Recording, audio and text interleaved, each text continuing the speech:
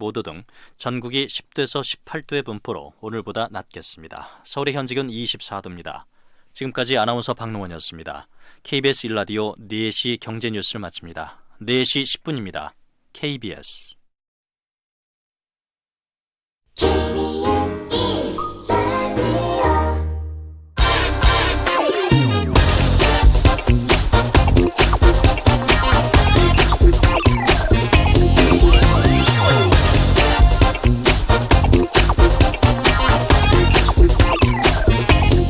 네, 7, 80년대에는 가계 저축률이 높으면 국가 경제에 좋다라고 많이 이야기했습니다. 가계가 저축을 많이 하면 기업들이 싸게 대출받아서 그걸로 투자하고 수출해서 수익 얻으면 고용 늘리고 고용이 늘면 가계 소득이 다시 늘고 소득이 늘어서 다시 저축이 느는 선순환 구조였죠. 그런데 지금은 가계 저축 느는 걸 방관하는 나라가 그렇게 많지 않습니다. 어제 미국 월스트리트 저널에 실린 저축률에 관한 기사도 비슷한 이야기인데요. 기사 제목이 이렇네요. 미국 사람들이 저축을 더 많이 한다. 근데 그게 꼭 좋은 게 아니다.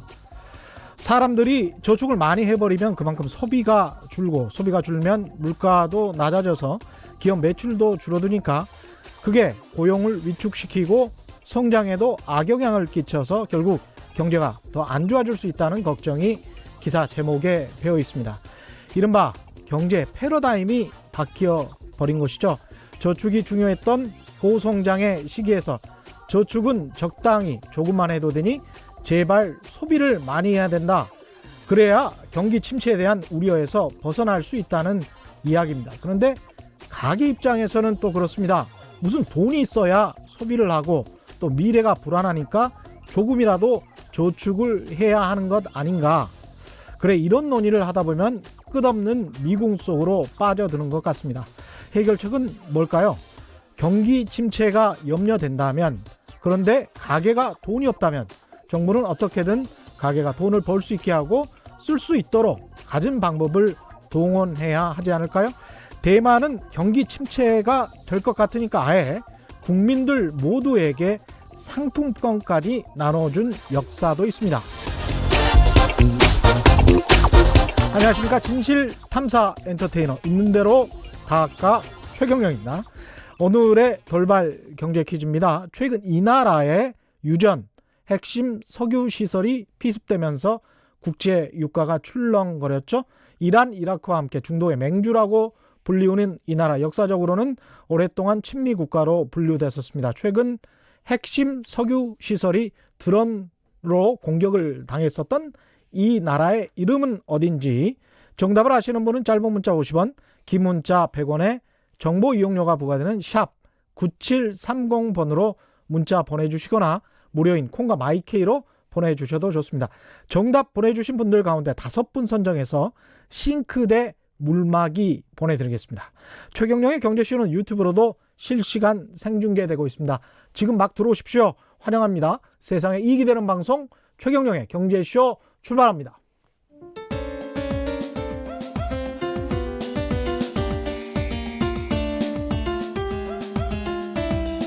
어려운 경제 이슈를 친절하게 풀어드립니다. 돈 되는 경제 정보를 발빠르게 전해드립니다. 예리하면서도 따뜻한 신사 이종우 이코노미스트의 원포인트 경제 레슨. 네, 국내외 경제 흐름을 분석하고 실질적인 투자 정보도 전해드리는 원포인트 경제 레슨 시간이죠. 오늘도 이종우 이코노미스트 나오셨습니다. 안녕하세요. 예, 안녕하십니까. 오늘은 지난주 경제 관련된 핵심 키워드를 좀 뽑아보셔서 나왔을 것 같은데 오늘은 뭡니까? 핵심 키워드는 경기 정점입니다. 경기 정점? 예, 경기 정점. 우리가 경기 정점이 언제 있었나요? 까마득합니다. 까마득하시죠? 예. 그래서 통계청이 지난주에 발표를 했습니다. 2017년 9월 달이 지난 경기의 정점이었다. 이렇게 이제 했습니다. 이제야 판단을 하는 거군요. 예, 그렇죠. 상당히 시간이 좀 지나서 판단하기 때문에 2017년 그랬는데요.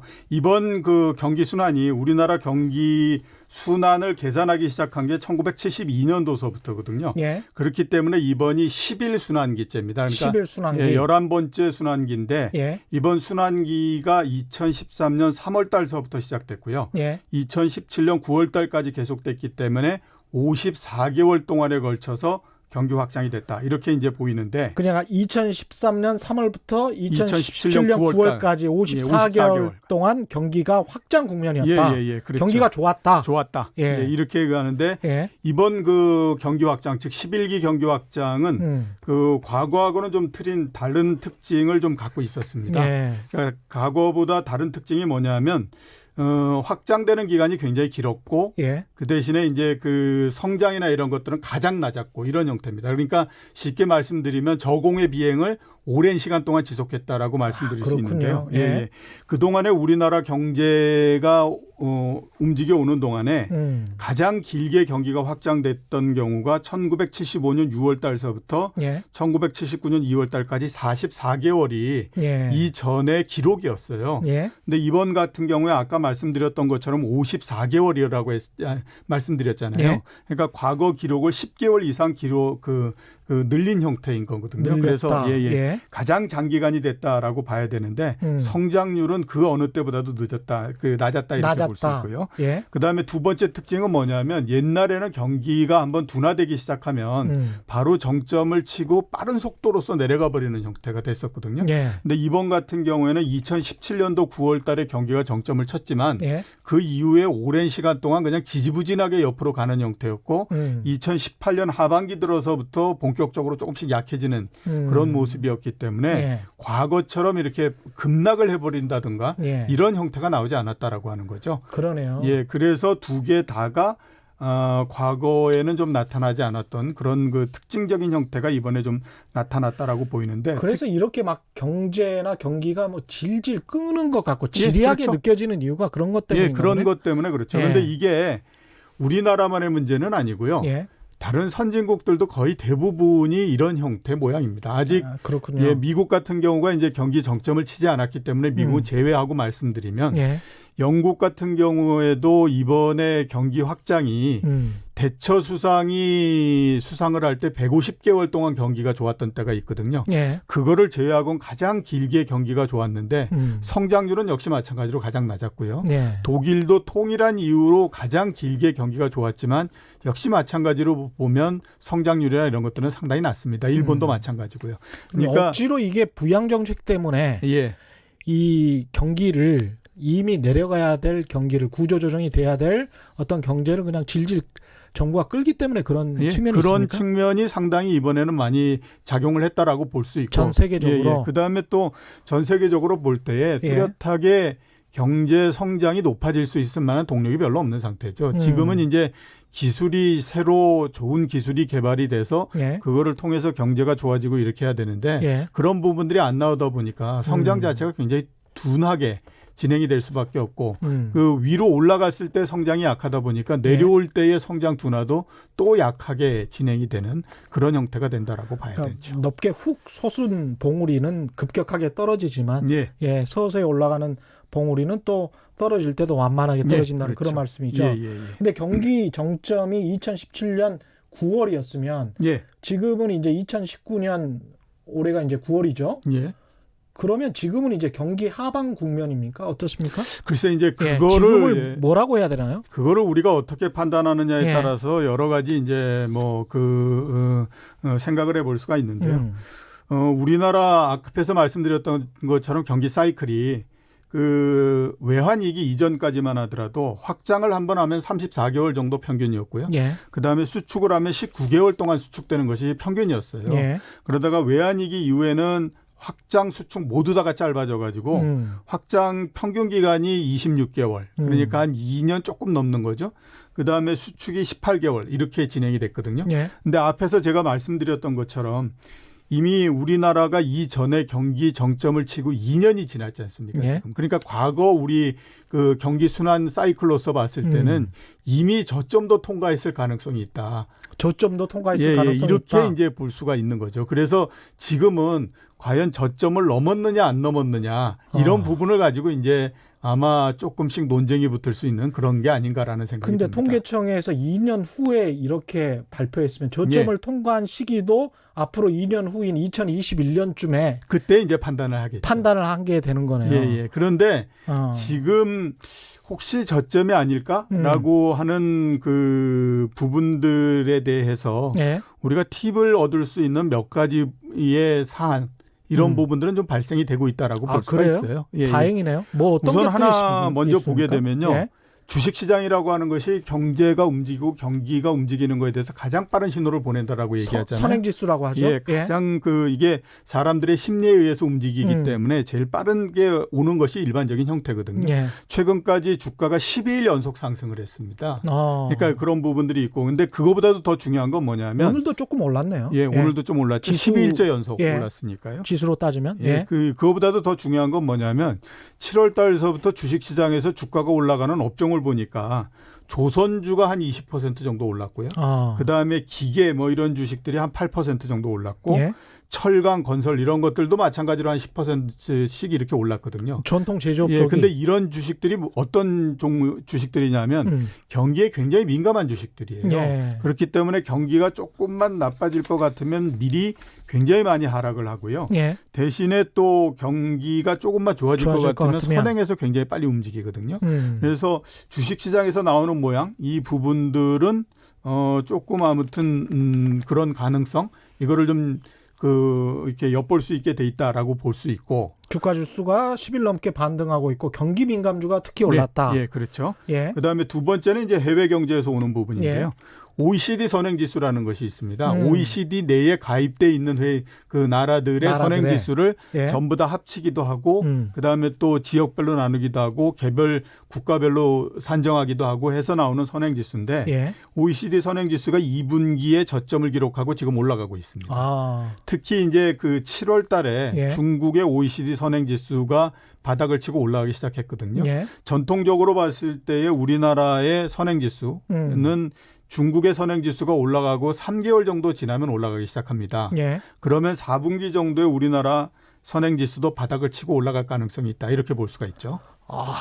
정말 그랬으면 좋겠습니다. 예, 그렇죠. 예. 그다음에 세 번째로 말씀드릴 부분이 이제 반도체 부분인데요.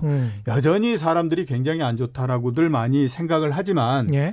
반도체는 고정 가격이라고 하는 것이 하나 있고 시장 가격이라고 하는 것이 있습니다. 예. 시장 가격은 이제 홍콩 이런 데서 거래돼 있는 시장에서 직접 사고 팔면서 만들어지는 가격을 얘기하고요. 예. 고정 가격은 그거보다는 만약에 무슨 인텔이 그러니까 애플이 그다음에 이제 삼성전자하고 계약을 하려면 하루하루 계약을 할 수는 없잖아요. 그렇죠. 그러니까 6개월, 1년 이렇게 계약을 해야 되니까 그거는 좀 변하지 않는 가격이거든요. 여태까지 이 반도체 가격을 보면 그 시장 가격은 그동안에 이제 일본하고 반도체 뭐 이런 그 소재 얘기가 나오면서 24% 정도 올랐었는데 한일 갈등이 있으면서 오히려 올랐군요. 근데 이제 그 계약 가격은 계속해서 빠졌어요. 근데 8월 달에 드디어 계약 가격이 하락을 멈췄습니다. 그래요? 예, 이게 이제 그 11개월 만에 하락을 멈춘 건데요.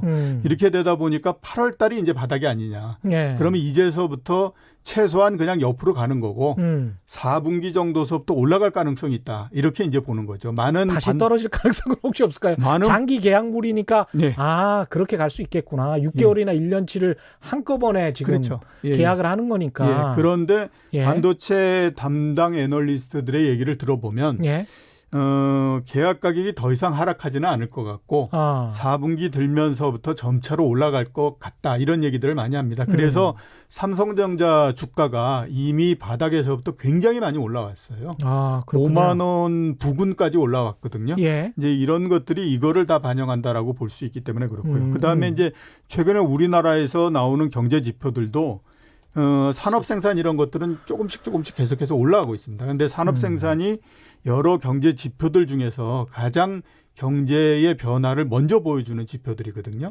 그래서 이런 것들을 우리가 감안을 해보면 그리고 앞에서 우리나라의 그 경기 순환 주기에서 이미 정점을 치고 2년이 지났다라는 부분들을 감안해 보면 저점에 대한 기대 이 부분도 아주 이게 말도 안 되는 얘기다 이렇게 보기는 좀 어렵다라고 봐야 되는 거죠. 정말 이렇게 됐으면 다행인데요. 그렇게 예. 되면 반도체 경기가 좀 살아나면 우리 예. 수출도 조금 살아날 것이고 예, 그렇죠. 그렇게 되면 전반적으로 GDP 성장률이랄지 이런 것들도 조금씩은 올라간다라고. 약간은 좀 도움을 주지 않을까 그런 생각인데요. 그래서 모 경제연구소가 원래 내년도 전망을 할 때가 얼마였냐면 내년도 성장률이 2.1% 정도 전망을 했었거든요. 어딘가요? 현대경제연구소. 현대. 예. 그랬는데 어제 그저께 지난주에 그 수정안을 발표했는데 2.3% 정도다 할 거다라고 얘기를 했거든요. 그러니까 내년. 조금 더 올라가는 쪽으로 본다라고 하는 거는 예. 약간 어떻게 보면 제가 말씀드렸던 것처럼 예. 저점을 조금씩 넘어갈 수 있는 그런 가능성도 있지 않느냐라는 생각을 하기 때문에 그런 거죠. 그러네요. 말씀대로 삼성전자 주가 오늘 종가가 49,300원 벌써 5만 원 가까이 와 있네요. 예, 7월 달에 이 외국인들이 2조의 돈을 쏟아부어서 삼성전자 주식을 사기 시작했거든요. 예. 그 많은 돈을 쏟아부었는데도 47,000원을 넘지 못했었어요. 예. 그랬는데 하는 순간에 그냥 가격이 올라가서 이제는 5만 원에 육박하는 상태가 돼버렸거든요. 예. 그러니까 그게 무슨 이렇게 누가 주식을 사서보다는 그렇죠. 반도체 경기에 대한 앞으로의 전망 이 부분들이 시장 내에서 개선이 되고 있기 때문에 나오는 형태다 이렇게 그렇죠. 볼 수가 있는 거죠. 예, 주식 주가는 속이기가 쉽지 않으니까요. 특히 삼성전자 같이 뭐 수백조 원 시가총액이 되는 곳은 예. 여러 플레이어들이 있으니까 그렇죠. 그리고 수익을 내기 위해서 뭐 참여하는 수밖에 없는 거니까요. 제가 경험을 쭉 해보면 주식 시장에서 나오는 신호가 이게 한 사람 한 사람은 틀린 신호를 낸다고 하더라도 그 사람들이 집합적으로 모여서 만드는 신호는 그렇죠. 거의 그다지 틀리지가 않기 때문에 한 번 정도 기대를 해볼 수 있는 거 아닌가라는 생각이 많이 듭니다. 뭐 반대하시는 의견도 있는 것 같습니다. 지리삼 불곰님, 예. 반도체주 지금 따라 사면 죽는다. 이런 말씀하셨습니다. 예, 이미 이제 일정하게 어느 정도 약간 좋아진다라고 하는 부분들은 반영이 된 거기 때문에 그렇죠. 추가적으로 오르는 건 언제 오르냐 하면은 드디어 이제 완전히 좋아지는 것이 눈앞에 보여. 그리고 이제 또 그거에 대한 증거가 나와. 이런 형태가 되면 그 다음에 2차로 상승을 그렇죠. 하게 되는 거죠. 제가 사실 지난번에도 한번 자랑하듯이 말씀드렸습니다만은 8월 초 중순경에 지금 사야 된다 이렇게 많이 떨어졌을 때 은행주 삼성전자 말씀드렸다는 거 다시 한번 확인해 드립니다. 자랑입니다. 예. 도수연님, 김호섭님, 일요일 경제쇼 풀어서 안 하던데 재난방송으로 방송 안 했던 건가요? 맞습니다. 재난방송으로 안 했고요. 최경련 경제쇼 매주 일요일 오후 5시 5분에 나가는데 이번 주는 첫 회였는데 태풍 재난방송으로 본방이 안 나갔습니다. 대신에 이제 유튜브랄지 팟빵, 팟캐스트는 그대로 들으실 수 있고 지금 콩에서도 다시 듣기 하실 수 있습니다. 중국 경제에 대한 새로운 시각 전병서 소장님이 재밌고 아주 쉽게 설명을 해주셨고요. 유튜브 조회수가 뭐 이미 6만 정도에 달하던데 아주 재밌고 쉽게 설명을 해주셨으니까요. 잘 들어보시고요. 네, 계속 진행하도록 하겠습니다. 이제 우리 경기가 저점에 도달한 것 아니냐는 그런 희망적인 신호를 말씀해 주셨고 해외 경제 상황은 어떻습니까? 해외 경제도 우리하고 거의 비슷한 형태다. 일단 이렇게 볼 수가 있는데요. 물론 이제 미국 같은 경우에는 계속해서 지금 확장을 계속하고 있기 때문에 예외적으로 이제 떼서 얘기를 할 수밖에 없고요. 유럽 같은 경우에도 한 1년 넘게 경기가 이제 쭉 나빴었는데 최근에 이제 더 이상은 나빠지지 않는 형태가 됐다라고 봐야 될 것 같고요. 그다음에 경기의 방향을 돌리기 위한 여러 가지 노력 이런 부분들이 지금 계속되고 있다라고 봐야 되는데 많이들 아무튼 미국하고 중국 사이의 무역 분쟁 이 부분들이 그렇죠. 진짜 지루하게도 세계 경제에다 많은 영향을 줬다 이렇게 이제 얘기하지 않습니까? 조금씩 아마 풀려나가는 형태 이렇게 이제 볼 수 있고요. 그 다음에 3차 금융 완화 이런 3차 금융 완화가 계속되고 있으니까요. 이거에 따른 영향도 어느 정도 나올 것 같고 금융 정책뿐만 아니라 재정 정책이 지금 이제 조금씩 동원이 되고 있는 상태이거든요. 거기에다가 무엇보다도 미국이 IT에 대한 투자, 그다음에 중국이 자동차에 대한 수요 예. 이런 부분들이 최근에 이제 다시 올라오기 시작을 하고 그렇군요. 있어요. 예. 그래서 이런 것들도 또 좀 긍정적으로 볼 수 있는 부분이 아닌가라는 생각이 많이 듭니다. 그 오늘 한겨레 신문에 나왔던데 화웨이가 우리 기업들에게 12조 원 정도 여러 가지 부품들이랄지 뭐 공급해 줄 수 예. 있느냐 예. 타진했던 것 같더라고요. 예. 미중 무역 전쟁이 만약에 끝나고 예. 저 화웨이에서 저렇게 손짓하고 저런 것을 저희가 자유롭게 우리나라가 받을 수가 있다면 우리 기업들이 받을 수 있다면 상당히 그것도 큰 시장인데 그렇죠. 말이죠. 예. 12조면 상당히 큰 물량이기 때문에요. 그렇죠. 예. 국내 경제가 회복되고 좋아지는데 상당한 역할을 할 수 있다라고 봐요. 그렇죠. 좀 잘 됐으면 좋겠습니다. 트럼프 대통령님. 의지할 곳이 미국의 트럼프 대통령. 예. 예, 다음 주제는 유가 예, 이야기 유가입니다. 안 할 수가 석유. 없겠습니다. 그렇죠. 어떻습니까? 지금 뭐 사우디 유전 공격 때문에 예. 이런저런 말들이 있었는데. 예. 저나 음. 또 우리 밖에 계시는 조 PD님처럼 예. 조금 연식이 오래된 사람은 그 예. 석유 최경영의 파동, 경제쇼의 PD분이 조 PD입니다. 예.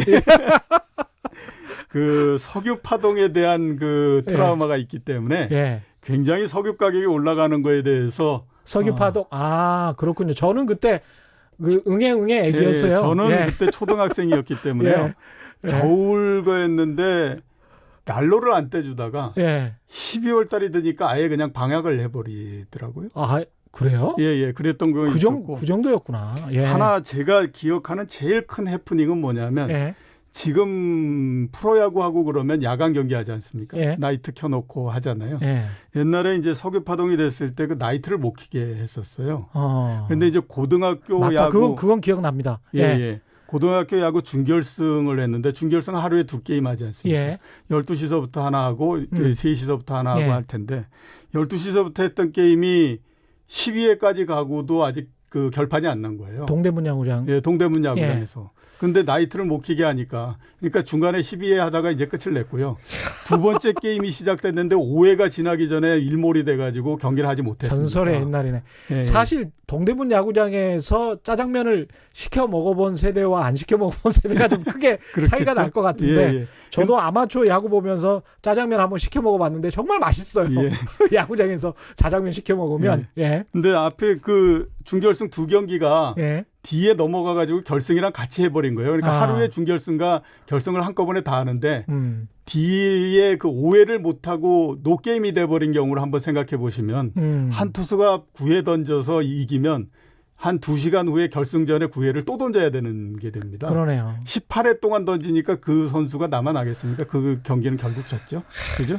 그렇게 이게 그 석유 파동, 그래서 석유 유가 올라가고 이러는 부분들이 굉장히 아무튼 트라우마가 있는데, 지난 14일 사우디 유전에 대해서 드론으로서 공격을 했습니다. 예. 했을 때만 하더라도 상당히 아무튼 심각하다라고 많이 얘기를 했어요. 예. 왜냐하면 그 사우디의 일일 그 산유량이 981만 배럴 정도가 되거든요. 예. 당시 발표한 걸로는 570만 배럴 정도의 손상이 생겼다라고 얘기를 했습니다. 그럼 예. 570만 배럴이면요, 사우디 전체 생산하는 거의 58% 정도가 절반이 되는 넘네요. 겁니다. 예. 그리고 이게 세계 석유 공급의 5%를 차지하는 거거든요. 그렇기 때문에 그 뉴스가 나온 그 당일 날에는 가격이 무려 WTI 기준으로 해서 15%가 상승을 했고요. 하루에? 예, 하루에. 근데 그 다음서부터 조금씩 내려서 현재까지 15% 상승한 것에서 한 7.6%가 다시 이제 하락을 한 그런 그 상태에 있습니다. 예, 그렇군요. 이게 사건 발생할 때만 해도 이제 유가가 뭐 100달러까지 오를 것이다. 예. 언론은 이렇게 과장해서 선정적으로 보도하기를 워낙 좋아해서 예, 그렇죠. 저는 이런 기사를 보면 가장 먼저 보는 게 제일 끝에 반론이나 소수 의견을 봐요. 예. 그러니까 소수 의견의 논리가 정확하면 별로 안 오르겠네? 이렇게 생각을 하는데 그때도 보니까 별로 안 오를 것 같다는 그런 느낌은 받았습니다. 예. 이게 이번에도 비슷했죠. 예, 그렇죠. 일단 뭐 빠른 속도로서 어느 정도 이제 안정을 찾았었는데 예. 찾게 된 이유는 두 가지입니다. 하나는 예상보다도 피해가 크지 않았다라고 하는 부분이죠. 앞에서 말씀드렸던 것처럼 예상으로는 뭐 50%의 생산 손실이 생겼다. 예. 막 이런 그걸 했지만 따져보니까 그 다음날 한번 다시 따져보니까 200만 배럴 정도는 그냥 손상이 아니더라라고 하는 겁니다. 그러니까 예. 전체적으로 손상이 아무리 많이 본다고 하더라도 50%가 아니라 그냥 한 30% 정도더라라고 예. 하니까 50%만큼 손상이 갈 거다라고 생각했던 부분이 그만큼 이제 줄어들었던 그 영향이 하나 있었다라고 봐야 되고요. 예. 두 번째는 이제 총력에 대응을 했다라고 볼 수가 있습니다. 총력해서 예, 대응했다. 그러니까 예. 사우디 같은 경우가 이게 뭐 유전을 그대로 유전에서 석유를 그대로 뽑아내 가지고 수출하는 건 아니지 않습니까? 예. 그거를 어느 정도 비축을 하는 부분도 있고 재고를 갖고 있는 부분도 있고 그렇잖아요. 예. 그 재고 부분이 한 달 이상이 됐던 거였거든요. 그러니까 한 달 내에만 아무튼 복구하면 된다. 복구를 어느 정도 하면 된다. 이렇게 이제 그 한 거고 또 하나 세계 석유에서 큰 부분을 차지하고 있는 것이 뭐냐면 미국의 전략 비축유라고 그렇죠. 하는 겁니다. 예. 그러니까 어떤 상황이 생길지 모르기 때문에 미국 내에서 석유를 계속해서 비축시켜 놓는 부분들이 있거든요. 예. 그 전략 비축유가 굉장히 많이 있어요. 그렇기 때문에 이제 그 부분을 유가가 하락하지 않으면 다시 그걸 풀겠다라는 얘기를 하다 보니까 이제 수급상에서 이게 그 꼬여있던 부분들이 조금 이제 해결이 되면서 이게 내려가는 그런 부분들이 됐습니다. 그래서 지금은 이제 그러니까 이게 그 갑자기 올라갔던 그런 부분들은 조금 해소가 된 상태고 예. 대신에 어떤 문제가 남았냐면 이제 정치적인 문제가 남아버렸죠. 정치적인 예, 문제. 예. 제일 처음에 얘기가 나왔을 때 이제 석유 파동이라고 얘기했었는데 한 이틀 정도 지나면서부터 석유 파동보다는 드론 파동이 났다. 이런 얘기를 이제 많이 했죠. 왜냐하면 드론으로서 공격을 했다라는 그렇죠. 얘기를 했거든요. 예. 그런데 이게 워낙 생소한 거기 때문에 이게 과연 진짜 현실성이 있는 건지 그다음에 만약에 이 현실성이 있어서 드론으로 공격을 한다라고 하면 이건 너무나 새로운 개념이기 때문에 새로운 소국이 또 강대국을 뭐 예, 그렇죠. 새로운 공격할 수 무기 있죠. 체계를 예. 갖춰야 되는 거고 이러니까 굉장히 아무튼 복잡해진 형태가 됐고요. 그다음에 어디서부터 왔는지도 현재는 모르는 상태잖아요. 그렇습니다. 예멘에서부터 왔다라는 것도 있고 예. 이란에서부터 왔다라는 이라크. 예. 이런 얘기도 있는데 그 먼 데를 과연 드론이 이게 올 수 있다라고 하면 아 그러네요. 진짜 현재까지 비행거리가. 우리가 만들어놨던 방어 체계나 이런 것들은 거의 무용화되는 형태가 되기 때문에 지금은 또 어떻게 생각하면 석유에 관한 부분들에서 문제가 한 단계 더 넘어가서 드론으로 해가지고 정치적인 문제로 이런 이제 발전돼 있는 그러네요. 상태라고. 군사 정치적인 문제까지 비화되겠습니다. 예. 여기에서 경제 퀴즈 한 번만 더 보내드리겠습니다. 이미 정답이 나왔습니다. 최근 이 나라의 유전, 핵심 석유 시설이 피습되면서 국제 유가가 출렁거렸죠. 이 나라, 오랫동안 친미 국가로 분류된 이 나라, 이란 아니겠죠? 이라크 아니겠죠? 중동에 있는 이 나라 어딜까요? 정답 아시는 분은 짧은 문자 50원, 긴 문자 100원에 정보 이용료가 부과되는 샵 9730번으로 문자 보내주시거나 무료인 콩과 마이케이로 보내주셔도 좋습니다. 정답 보내주신 분들 가운데 5분 선정해서 싱크대 물막이 보내드리겠습니다. 제가 이 싱크대 물막이 사실은 사용해 봤는데요. 물이 잘 안 튀기긴 합니다. 제가 이제 뭐 이렇게 설거지도 한다는 것 이런 말씀을 한번 드려보고 싶은 겁니다. 아카시즈님 기술 개발하면 뭐합니까? 대우를 해주지 않으니까 해외로 가버립니다. 기술 인재 잘 챙기고 잘 대우해주면 기술은 자연적으로 개발됩니다. 저도 그렇게 생각합니다. 지금 우리나라 최근에 아무튼 뭐 교육에 관해서 문제 굉장히 많은 얘기 나오고 있지 않습니까? 이과의 그 교육 관련해서 제일 큰 문제는 훌륭한 사람들, 똑똑한 사람들이 공대를 많이 가야 되거든요. 근데 우리는 공대를 가는 것보단 의대를 많이 가려고 맞습니다. 저는 그게 참 문제다라는 생각이 들거든요. 그 우리나라가 이렇게 그 빠른 시간 내에 세계에서 상당한 강국, 제조업의 강국으로서 자리를 잡을 수 있었던 큰 이유 중에 하나는 70년대, 80년대 대학을 들어갔던 사람들이 공대를 굉장히 많이 선호를 했고 거기에서부터 나오는 힘이 굉장히 강했다라고 보이거든요. 제 학번이 80년대 말 학번인데 예. 그때 제 친구가 고등학교 때 친구가 서울대 차석으로 들어갔거든요. 예. 근데 서울대 제어계측과를 들어갔어요. 예. 그게 서울대 차석이었어요. 그러니까 그때 당시에 물리학과는 70년대, 80년대에는 컴퓨터, 예. 서울 뭐 제어계측 뭐 이쪽이 굉장히 각광을 받았고 예. 그런데 어느 순간 갑자기 되니까, 의대로 모두가 예, 뭐 2000년대 바뀌고. 이후에는 이렇게 돼 버리더라고요. 그러니까 제가 대학교 저는 80년대 초반의 학번인데 예. 들어갈 때만 하더라도 전교에서 1등을 한 사람은 물리학과를 갔었고요. 2등서부터 한 4등 정도를 하는 사람은 전자과나 이런 공대로 갔었거든요. 맞습니다. 예. 그다음에 5등, 6등이 되면서부터 그때 이제 뭐 서울의대를 가고 이렇게 그걸 했었는데 예. 아무튼 뭐 공대에 훌륭한 인원들이 많이 있어야 기술이 많이 개발이 되고 그렇지 않을까. 이런 부분들은 정말 과거 했던 것처럼 파격적인 혜택을 공대생들과 공대 졸업생들에게 주는 것도 생각을 해봐야 될 것 같습니다. 안 예. 그러면은 지금 이런 트렌드로 이런 추세로 계속 가면 한국 힘들어집니다. 특히 그리고 나와서 의사분들이 생명을 구하는 의사분들이 되는 게 아니고 대부분까지는 아닙니다만은 상당수 많은 분들이 돈 버는 네. 쪽의 의업과 관련된 그런 일을 하시기 때문에 생명을 구하는 의사도 많이 있습니다. 예, 생명을 구하는 의사도 많죠. 근데 이제 다른 과들도 굉장히 많으니까 예. 도수연님 같은 경우는 사우디 입장에서는 이참에 유가를 조금 올려서 그 후에 팔면 더 이득인 게 아닌가요? 이런 질문 해주셨습니다. 예. 아람코도 뭐 상장 기업이고. 예. 예. 그래서 이 그 공격이 있었을 때에 그런 음모론 이런 얘기도 상당히 많이 나왔었죠. 있었죠. 예, 왜 그러냐면 지금 아람코 이 유전 이 공격을 받은 곳이 아람코 회사 아람코이거든요. 예. 예. 그 아람코가 조만간 상장을 할 걸로 지금 예상이 되고 있습니다. 아람코가 이제 사우디아라비아. 예, 사우디아라비아에 있는 국영 그 석유 회사인데요. 그렇죠. 예. 이게 상장을 하게 되면 대충 지금 예상으로는 시가총액이 한 회사가 2,000조 정도가 될 거라고 생각을 하고 있거든요.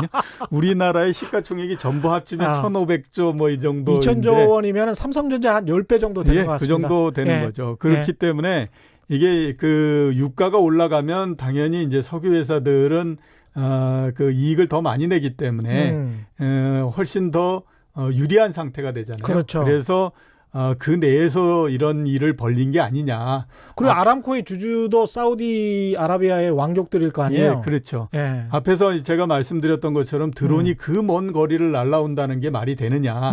이제 이런 얘기를 하고 그랬던 것이 아마 거기에서 나온 얘기가 아닌가라는 생각이 듭니다. 유가는 역사적 사이클로 봐도 지금 유가가 오를 수 없다 이런 의견도 있었었는데 이건 좀 자세히 설명을 해 주시죠. 그러니까 그 유가가 이제 보면 이런 그 형태를 갖습니다. 그러니까 지금 막 석유가 부족하다라고 해가지고 지금 생산을 많이 늘리거나 이럴 수가 없잖아요. 왜냐하면 유전을 개발을 해야 되고 그다음에 유전을 탐사하고 찾는 데까지도 시간이 많이 걸릴 뿐만 아니라 그렇게 해서 찾는다고 하더라도 또 보면 그 생산 시설을 만들고 생산을 해내고 하는 데까지 시간이 많이 있기 때문에 이게 항상 어떤 그 사이클을 그렸냐면요. 가격이 굉장히 높아지고 난 다음에 그다음에 이제 그때에서부터 막 개발이 들어가니까 오히려 수요가 막 이게 높은 가격 때문에 떨어져서 가격이 굉장히 낮아지게 되면 그때 공급이 훨씬 더 늘어나 가지고 굉장히 어려워지는 것에 사이클이 계속 그런 형태로서 진행이 됐었어요. 그래서 이제 그게 문제가 되지 않느냐라는 거였는데 한번 보시면 73년도에 제1차 오일 쇼크가 나잖아요. 그때에서부터 1980년대까지 굉장히 아무튼 그 가격이 급등을 했었거든요. 제일 처음 출발할 때가 배럴당 1.5달러에서부터 출발해서 8년 정도 지났을 때 배럴당 40달러까지 올라갔습니다. 그러니까 얼마나 가격이 많이 올라갔겠습니까? 그래서 이제 그 뭐 가격이 한참 올라갔을 때 임시서부터 막 그 유전 개발을 하기 시작을 했는데요. 그렇게 해서 유전 개발을 다 하다 보니까 그 다음서부터는 이제 공급이 늘어나 가지고 난리가 났거든요. 그래서 오히려 1983년 같은 때는 배럴당 8달러까지 떨어집니다. 그리고 이때가 우리나라로 보면 이제 3조 호황. 이게 그래서 시작된 거예요. 그렇군요. 네, 그리고 이렇게 낮은 가격이 언제까지 지속되냐면요. 2003년도까지 거의 20년 넘는 동안에 걸쳐서 낮은 유가가 계속됩니다. 야, 이때 그러니까 좋을 수밖에 없었네, 그렇죠. 경제가. 그러니까 이렇게 낮은 가격이 되면 또 어떤 일이 벌어지냐면요. 그 유전을 개발 안 하려고 하겠죠. 그러네요. 그다음에 기존에 있는 유전이 노후화된다고 하더라도 그거를 손보려고 그러지 않습니다. 그러다 보면 생산 능력이 굉장히 떨어질 수밖에 없잖아요. 그러면 생산이 굉장히 차질이 생기는데 그 2000년대 초반에 어떤 일이 벌어졌냐면 중국을 비롯해서 신흥국의 수요가 확 늘어나 버리잖아요. 그러니까 갑자기 또 유가가 엄청나게 올라가기 시작을 해서 2007년도가 되면 150달러까지 올라갑니다. 이렇게 한번 올라가면 굉장히 올라가고 떨어지면 굉장히 떨어지고 막 이런 형태가 됐는데 2007년도까지 고유가가 되다 보니까 지금은 또 생산 시설이 굉장히 많이 늘어나 있는 상태예요. 그렇군요. 그래서 공급이나 이런 부분들이 크게 많이 증가를 한 상태가 되다 보니까 지금은 전체적으로 봐서는 공급 우위의 구조에 있다라고 이렇게 볼 수가 있습니다.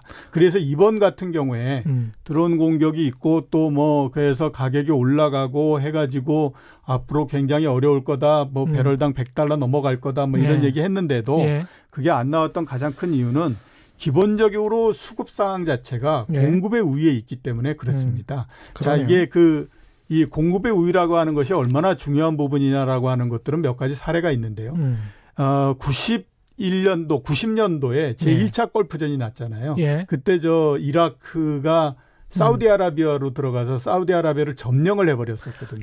그때 이제 일시적으로 가격이 한 12불 정도였다가 40불까지 올라갔어요. 이 전에 1차 오일 쇼크, 2차 오일 쇼크를 기억했던 사람들은 이제 전쟁도 나고 막 이렇게 했으니 가격이 굉장히 많이 올라갈 거다라고 생각했었는데 한 달 정도 지나니까 계속해서 가격이 떨어져서 15불까지 떨어져 버렸거든요. 이게 왜 그러냐면 앞에서 제가 말씀드렸던 것처럼 그때가 굉장한 공급이 늘어나 있었을 때였기 때문에 가격이 올라가지 못했던 거였죠. 그러니까 이번 같은 경우에도 뭐냐면 기본적으로 지금은 공급이 상당히 좀 우위에 있는 상태 이렇게 되다 보니까 가격이 옛날만큼 올라가지는 못한 상태가 됐고요.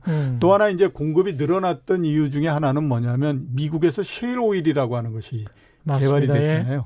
이전에는 그런 게 없었거든요. 그런데 2000년대 중반을 넘으면서부터 처음 나온 거였기 때문에 전체적으로 아무튼 공급이 늘어날 수 있는 구조 이런 부분들이 되면서 이제 그 가격이 올라가지 못했는데 이렇게 되다 보니까 공급을 해주는 쪽도 옛날에 비해서는 상당히 좀 나이스해졌다라고 봐야 되죠. 옛날 같은 경우에는 생산 늘려놓고 되는 대로 안 되는 대로 생산을 해가지고 가격이 떨어지고 난리를 냈었는데 그렇게 하다 보니까 누구한테도 도움이 안 되더라라고 하는 걸 알아서 이제는 생산 능력이 좀 늘어난다고 하더라도 가격이 많이 떨어지게 되면 그거를 공동으로서 조절을 해가는 형태를 많이 보입니다.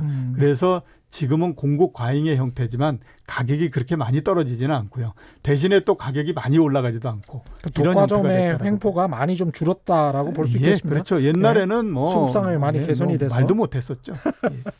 근데 우리나라 같으면 이제 석유가 나지 않기 때문에 유가가 오르면 경제가 무조건 나빠진다 이런 인식이 있습니다.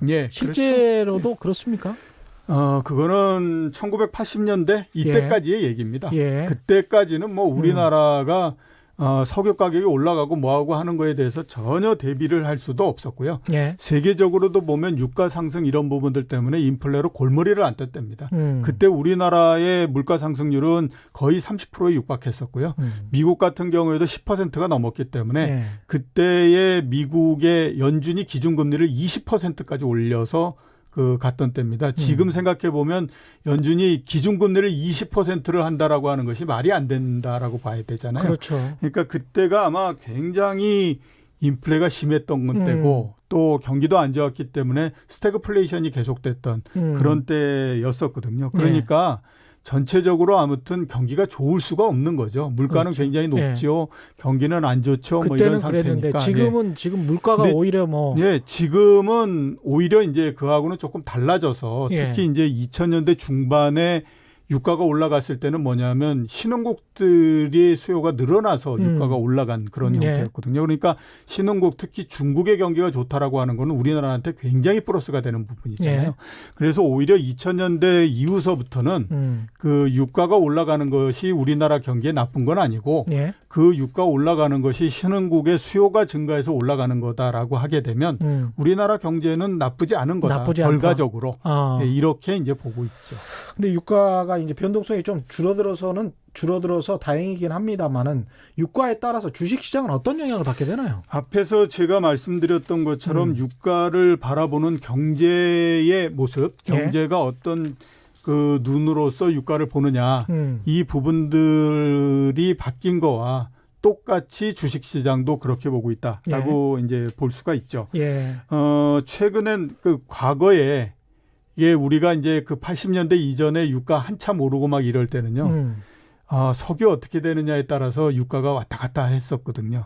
석유 어떻게 주가가? 유가가 어떻게 되느냐. 예. 70년대 후반에 예. 대통령이 그때 연두 기자회견을 하면서 포항에서 유전이 개발됐다라고 그 발견됐다라고 해가지고 예. 그 한번 그 영일만, 난리를 그 냈던 적이 있었는데. 예.